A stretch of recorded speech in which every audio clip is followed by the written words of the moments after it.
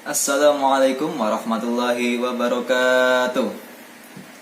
Alhamdulillah wa syukrulillah wa la hawla wa la quwwata illa billah, amma ba'd.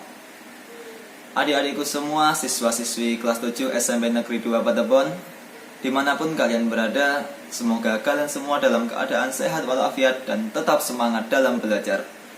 Dan semoga kita semua senantiasa berada di bawah lindungan rahmat Allah Subhanahu wa ta'ala. Amin ya rabbal alamin. Pada kesempatan kali ini, kita akan belajar pendidikan agama Islam dan budi pekerti dengan tema lebih dekat dengan Allah yang sangat indah namanya. Jadi, pada bab kali ini, kita akan membahas mengenai pengertian iman kepada Allah dan juga Asmaul Husna. Sebelum kita memasuki iman kepada Allah, apakah kalian sudah tahu apa yang dimaksud dengan iman itu? Iman secara bahasa artinya itu adalah percaya, meyakini, ataupun mengakui. Sedangkan menurut istilah, iman itu adalah membenarkan di dalam hati, diucapkan dengan lisan, lalu diamalkan dengan perbuatan. Jadi, iman kepada Allah adalah membenarkan di dalam hati bahwa Allah Subhanahu wa ta'ala itu memang benar-benar ada dengan segala sifat kesempurnaan dan keagungannya. Kemudian pengakuan itu diucapkan melalui lisan serta diamalkan di dalam perbuatan dalam kehidupan nyata.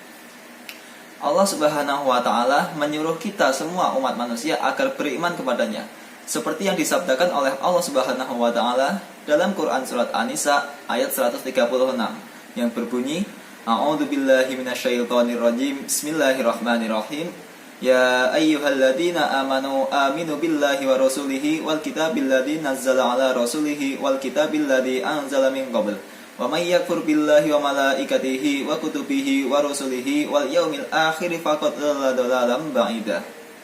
Yang artinya, wahai orang-orang yang beriman, tetaplah beriman kepada Allah dan Rasulnya, dan kepada kitab yang Allah turunkan kepada Rasulnya, serta kitab yang Allah turunkan sebelumnya. Barang siapa yang kafir kepada Allah, malaikat-malaikatnya, kitab-kitabnya, rasul-rasulnya, dan hari kemudian, maka sesungguhnya orang itu telah sesat sejauh-jauhnya. Nah, apabila kita tidak ingin termasuk ke dalam golongan orang-orang yang sesat, maka wajib hukumnya bagi kita semua sebagai umat muslim agar selalu senantiasa iman kepada Allah. Sudah paham mengenai iman kepada Allah? Nah, kalau sudah, mari kita lanjutkan.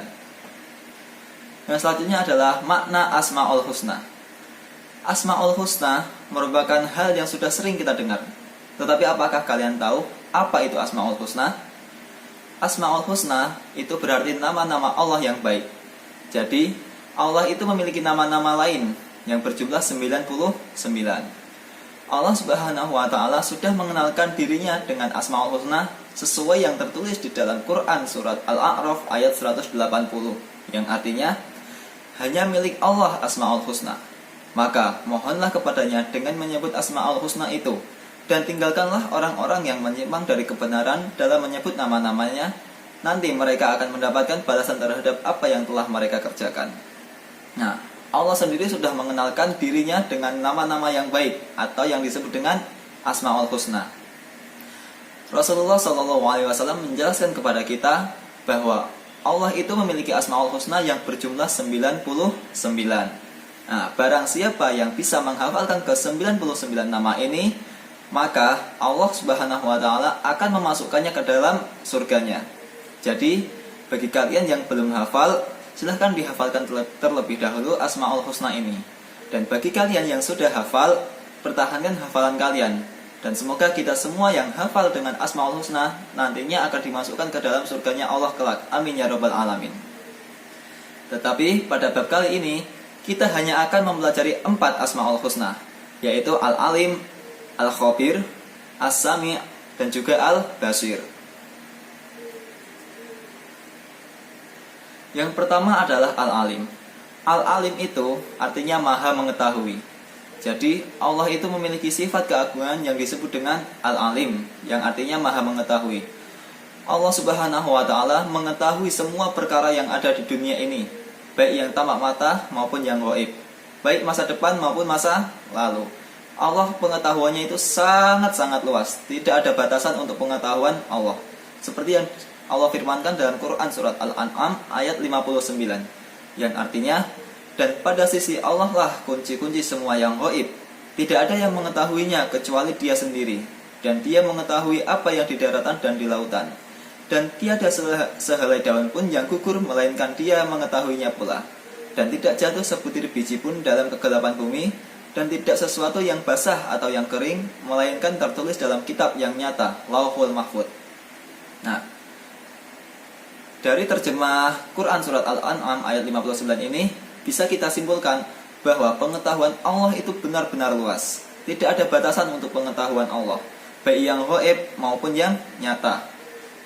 Misalkan ada daun yang jatuh dari pohonnya, Allah itu pasti akan mengetahuinya. Jangankan daun, sebutir rambut yang sangat-sangat kecil, Allah pasti akan mengetahuinya. Subhanallah, itulah salah satu bukti kekuasaan Allah. Nah, bagaimana cara kita agar untuk meneladani sifat al-alam ini? Yang pertama, perilaku kita yang dapat kita lakukan di dalam kehidupan sehari-hari adalah, yang pertama, kita harus terus-menerus mencari ilmu-ilmunya Allah. Yang kedua, menghindarkan diri dari perbuatan yang jelek.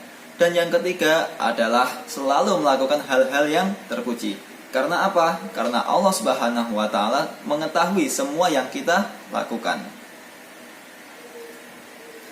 Selanjutnya adalah Al-Khabir. Al-Khabir memiliki arti maha waspada. Jadi Allah itu mengetahui semua perkara yang tersembunyi. Allah Subhanahu wa Ta'ala menciptakan miliaran makhluk dengan berbagai ragamnya. Semuanya diketahui oleh Allah dengan detail, penuh kecermatan dan kewaspadaan, baik secara lahir maupun batin. Jadi tidak ada di dunia ini perkara yang dapat disembunyikan dari Allah. Mungkin kita bisa menyembunyikan sesuatu dari orang lain, ataupun dari guru-guru kita, ataupun dari orang tua kita. Tetapi kita semua tidak akan bisa menyembunyikannya dari Allah, karena Allah memiliki sifat maha waspada. Nah, setelah kita mengetahui bahwa Allah Subhanahu wa Ta'ala itu memiliki sifat maha waspada, apa yang seharusnya kita lakukan? Yang kita lakukan adalah hendaklah kita harus waspada dan cermat terhadap apa yang kita lakukan atau yang akan kita lakukan. Karena semua yang akan kita lakukan itu diawasi oleh Allah Subhanahu wa Ta'ala yang memiliki sifat Al-Khabir. Selanjutnya adalah As-Sami'. As-Sami' itu artinya maha mendengar. Allah Subhanahu wa Ta'ala itu maha mendengar semua suara yang ada di dunia ini, baik ya suara yang keras maupun suara yang sangat kecil. Tidak hanya suara yang sangat kecil, suara di dalam hati pun Allah Subhanahu wa Ta'ala mampu mendengarkannya. Seperti yang Allah firmankan dalam Quran surat Al-Baqarah ayat 256. Wallahu sami'un alim. Dan Allah maha mendengar lagi maha mengetahui. Nah, jadi misalkan kita berada di titik A, teman kita berada di titik B, kita tidak mungkin bisa mendengar suara teman kita karena jaraknya yang sangat jauh. Tetapi bagi Allah itu adalah hal yang sangat mudah, karena Allah sendiri memiliki sifat As-Sami' yang artinya maha mendengar. Bahkan ketika kita berbicara di dalam hati kita, Allah Subhanahu wa Ta'ala pun mampu mendengarnya, karena Allah memiliki sifat As-Sami'. Nah, bagaimana cara kita meneladani sifat As-Sami' ini?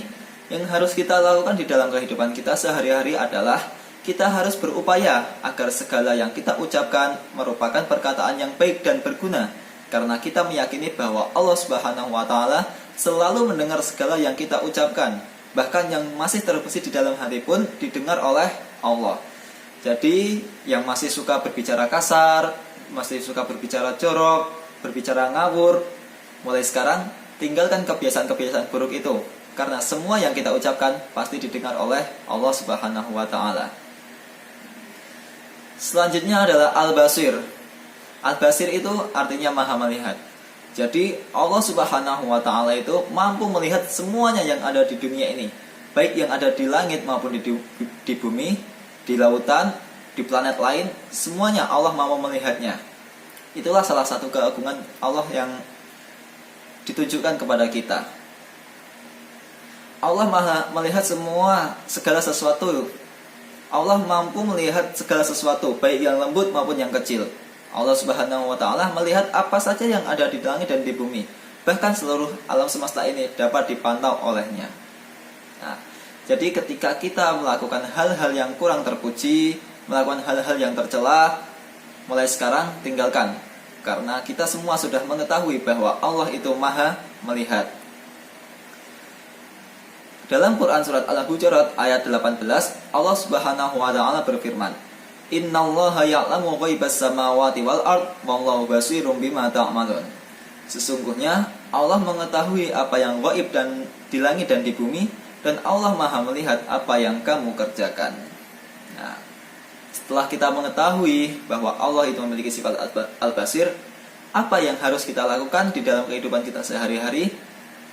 Yang bisa kita lakukan di dalam kehidupan kita sehari-hari adalah kita berusaha semaksimal mungkin untuk dapat melihat peristiwa-peristiwa yang terjadi di alam ini sebagai bahan renungan akan kebesaran Allah Subhanahu wa taala. Kita diajarkan untuk pandai dan cermat dalam memandang berbagai persoalan di sekeliling kita. Namun jangan lupa, kita juga harus selalu introspeksi diri untuk melihat kelebihan dan kekurangan kita sendiri agar hidup menjadi lebih terarah. Sungguh hal ini sangat indah untuk diamalkan, bukan? Nah, setelah kita mempelajari keempat Asmaul Husna tersebut, hikmah apa yang bisa kita peroleh jika kita iman kepada Allah?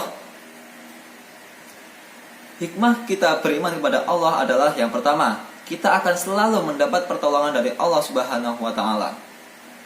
Yang kedua, hati kita akan menjadi tenang dan tidak akan pernah gelisah. Dan yang ketiga, sepanjang masa hidupnya kita tidak akan pernah merasa rugi. Karena apa? Karena Allah selalu bersama dengan kita. Sebaliknya, jika kita tidak beriman kepada Allah Subhanahu wa taala, sepanjang hidupnya kita selalu akan diliputi dengan kerugian. Baik anak-anak, sudah paham semuanya mengenai Asmaul Husna dan iman kepada Allah? Jika kalian sudah paham mengenai iman kepada Allah dan juga Asmaul Husna, semoga ilmu yang kita pelajari pada hari ini dapat memberikan manfaat kepada kita semua di dunia maupun di akhirat. Cukup sekian yang dapat saya sampaikan. Apabila ada kesalahan dalam tutur kata yang saya perbuat, saya mohon maaf yang sebesar-besarnya. Wallahul muwaffiq ila aqwamit thoriq. Wassalamualaikum warahmatullahi wabarakatuh.